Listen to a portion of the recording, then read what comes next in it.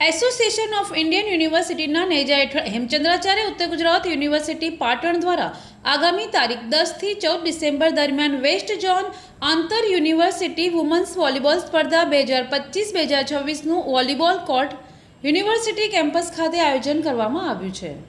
આ women's volleyball સ્પર્ધામાં west zone, Madhya Pradesh, Rajasthan, Gujarat, Maharashtra અને ગોવાની કુલ 93 જેટલી ટીમો ભાગ લેનાર છે, જે સ્પર્ધા નોકઆઉટ કમ લીગ પદ્ધતિથી યોજાનાર છે। વેસ્ટ ઝોન આંતર યુનિવર્સિટી વોલીબોલ વુમન્સ સ્પર્ધા 2025-26માં આવનાર 1 થી 4 ટીમો આંતર university inter zonal volleyball championship 2025-26 SRM university Chennai ખાતે તારીખ 20 થી 24 ડિસેમ્બર દરમિયાન ભાગ લેવા જશે।